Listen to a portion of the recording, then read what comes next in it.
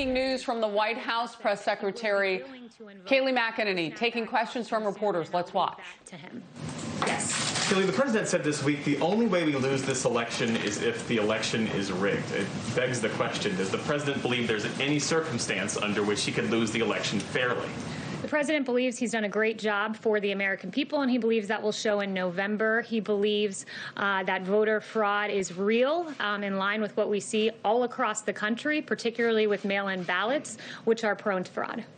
Yes. Thanks very much, Kayleigh. Two questions for you. Firstly, given the president's tweet on Goodyear and lashing out at them, is the Beast still going to be using Goodyear tires? I'm not going to comment on security matters. Okay, and then I want to follow up with a question that I asked the president last week, but he didn't answer. I asked him about QAnon, so I wanted to know, have you ever heard the president talk about QAnon, and what does he think of the conspiracy theory? No, I've never heard of that. There's a lot of media focus on that, but certainly never heard of that from the president.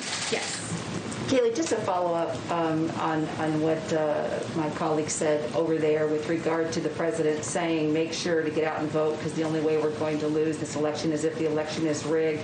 Is the president saying if he doesn't win this election that he will not accept the results unless he wins? The president has always said he'll see what happens and make a determination in the aftermath. It's the same thing he said last November. He wants a free election, a fair election, and he wants confidence in the results of the election, particularly when you have states like Nevada doing mass mail-out voting to their voting rolls. And when they tried this in the primary, it was a massive failure. Ballots were piled up in trash cans. Ballots were pinned to apartment dartboards. And with that being the system, the president wants to take a hard look at this and make sure that these are fair election results and not subject to fraud. So yes. The results